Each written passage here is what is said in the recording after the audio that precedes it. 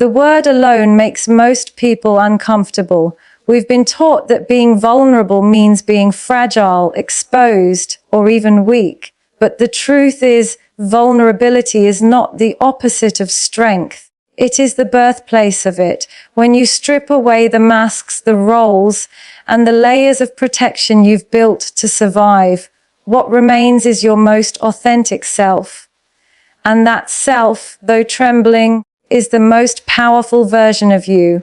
When you are emotionally exposed, you stand naked before your truth.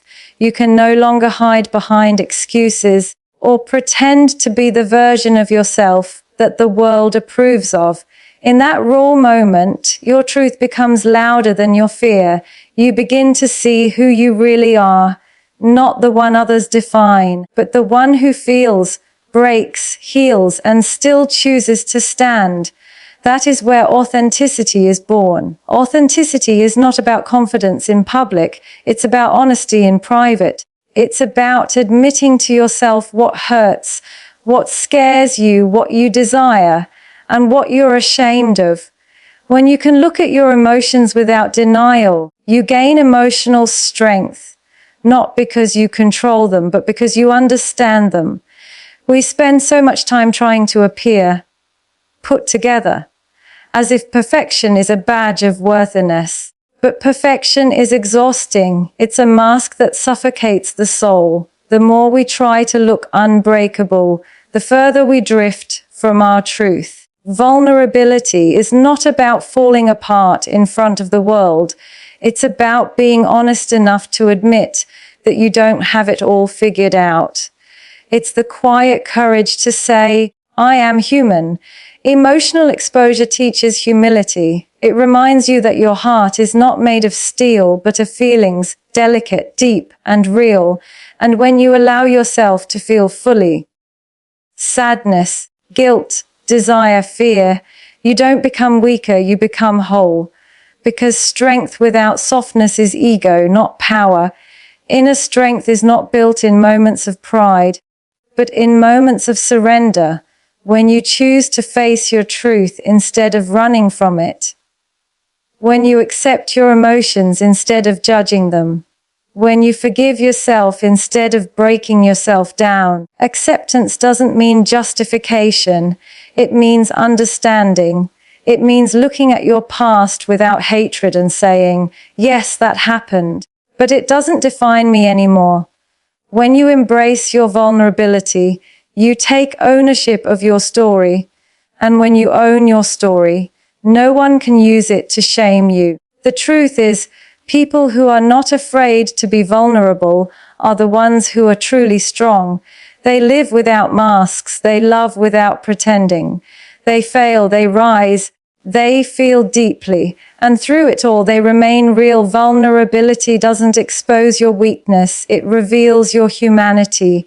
And there is nothing more powerful than being fully, unapologetically human. Shame is one of the heaviest emotions the human heart can carry. It's quiet, invisible, yet it changes everything about how we see ourselves.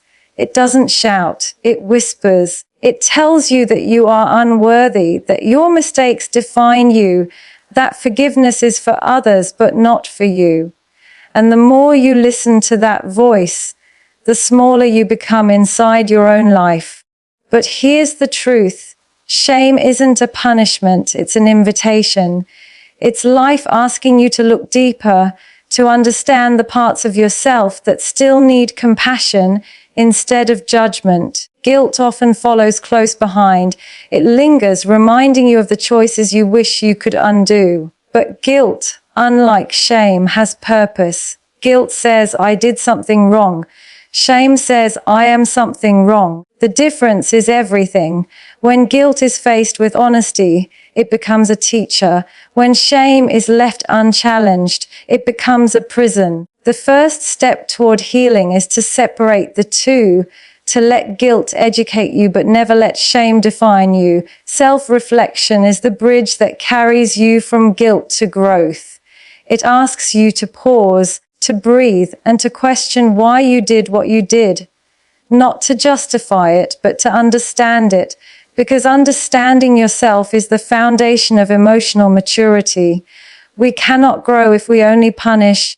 We grow when we become curious about our own behavior. Ask yourself, what was I feeling in that moment? What did I need? What did I avoid?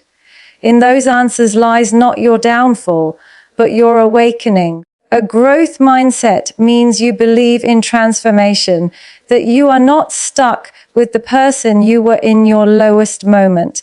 It's the belief that every experience, even the painful ones, can be used to evolve your character.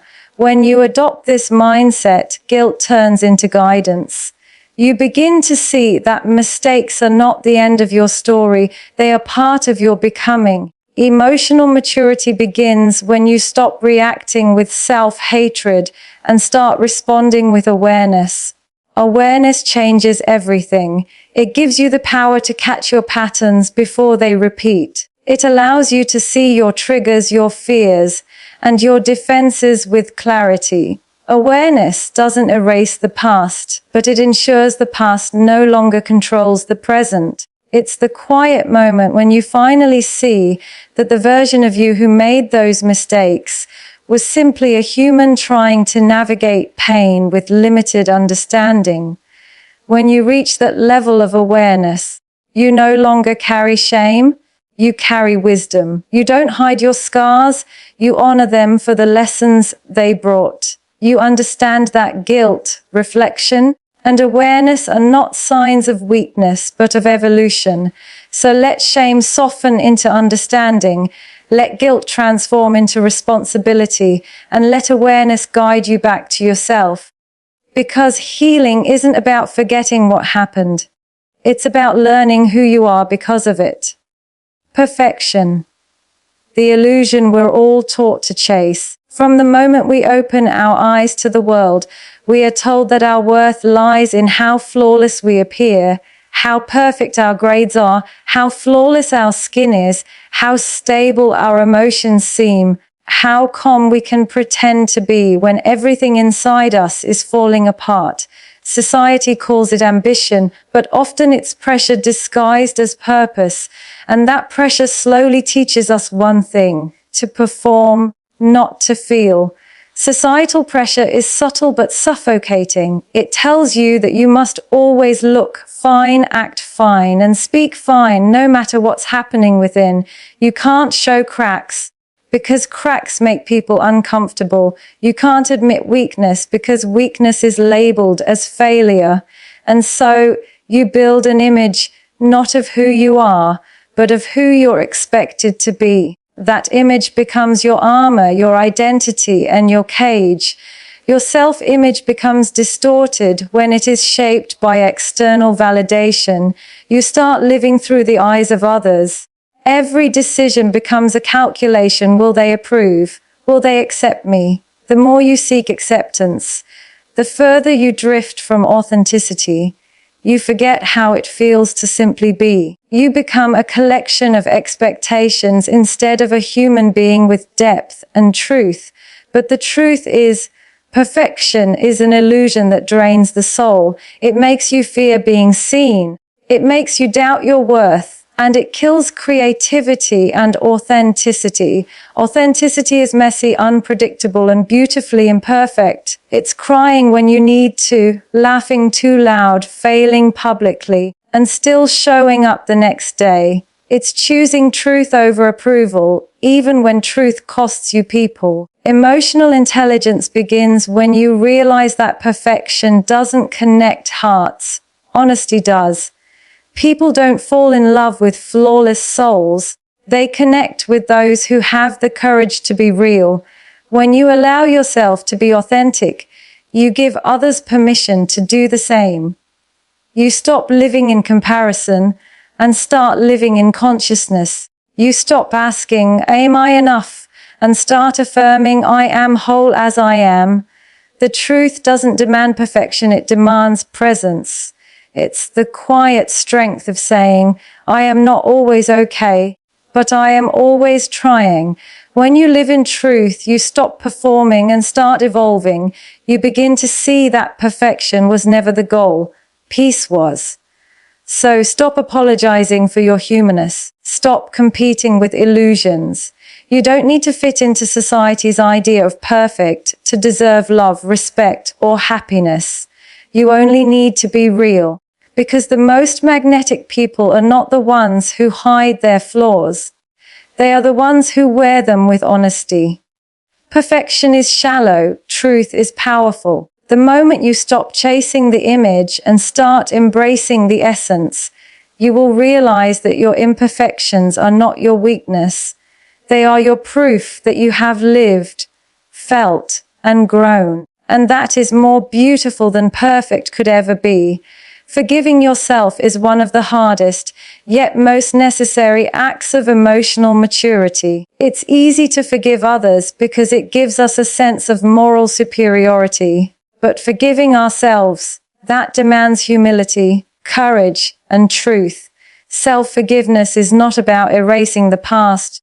It's about releasing the pain that keeps you tied to it.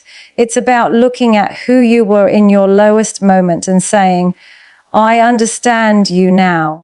You were doing your best with the awareness you had. Healing begins when judgment ends. As long as you keep punishing yourself for the person you used to be, you can't grow into the person you are meant to become. Healing isn't always a loud transformation. Sometimes it's quiet acceptance. It's waking up one day and realizing that you no longer hate yourself for your mistakes. You see them as lessons, not life sentences. You stop asking, why did this happen to me? And start asking, what is this trying to teach me? Self-love grows in the soil of forgiveness. It doesn't mean thinking you're perfect. It means understanding your imperfections and still choosing to nurture yourself. Real self-love is not built on affirmations alone. It's built on accountability, grace, and gentleness. It's telling yourself, I made a mistake, but I am still worthy of peace. It's refusing to let guilt define your identity, because guilt should guide you, not guard you from happiness. Emotional freedom comes when you stop living as both the prisoner and the judge of your own life. Many people are trapped not by what others think of them, but by what they think of themselves. They replay the same memory, the same regret, until it becomes their entire identity. Freedom begins when you choose to stop identifying with your pain. You are not your past. You are the awareness that survived it. Compassion is the bridge between pain and peace. It's learning to look at your past self, the one who made poor decisions, who loved too hard, who trusted too easily, and saying, you didn't know better, but now you do. That understanding turns suffering into strength. You cannot truly heal others until you've learned to extend compassion toward yourself. Personal development is not about reading motivational quotes or changing habits for a few weeks. It's a journey of emotional accountability. It's learning to sit with your discomfort without escaping it. It's choosing to evolve from your pain rather than escape it. Every time you forgive yourself, you reclaim a part of your soul that guilt once controlled. Remember this, forgiving yourself doesn't mean forgetting what happened. It means remembering without the weight. It means learning without reliving. When you forgive yourself, you make space for growth, peace, and love to flow again. So stop waiting for someone else to free you. Become your own release. Because real healing isn't about undoing the past. It's about rising above it with a heart that finally understands. Awareness is the beginning of every transformation. Nothing changes until you become aware of it. You cannot heal what you keep denying, and you cannot grow from what you refuse to see. Awareness is not just noticing what happens around you, it's seeing what happens within you. It's recognizing your emotions as signals, not enemies. It's the gentle voice that whispers, pay attention. This is where you still need to grow. Emotional growth doesn't come from the easy moments, it comes from discomfort. Growth happens when you stop running from your feelings and start listening to them, when you stop numbing pain and start asking what it's trying to teach you. Every emotion, even the ones you fear, carries wisdom. Anger reveals your boundaries. Sadness exposes your depth. Guilt teaches accountability. When you listen to your emotions instead of suppressing them, they become your greatest teachers. Self-realization is the moment you stop identifying with your thoughts and start observing them. You realize that you are not your mistakes, not your trauma, not your temporary emotions. You are the awareness behind them, the consciousness that watches, learns, and evolves. The more you see yourself from that higher perspective, the less power external situations have over you. You no longer react from pain, you respond from clarity. That is the shift from chaos to control. Mindfulness is not about being calm all the time. It's about being conscious. It's the practice of coming back to the present moment, no matter what storm is happening inside you.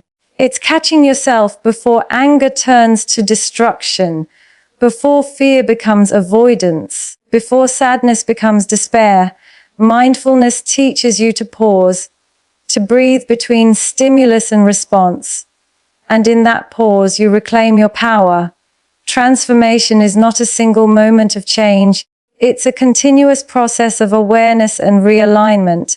You fall, you learn, you rise again and again. The person you become is not born from what went right, but from how you responded when everything went wrong. Transformation asks for courage, the courage to confront your darkness, to take accountability, to let go of the versions of yourself that no longer serve your growth. Wisdom is the final stage of awareness. It's when you no longer need to control everything to find peace. You stop demanding closure from people because you found it within yourself. You stop overreacting to life because you've learned that every situation carries a lesson, even the painful ones. Wisdom is quiet.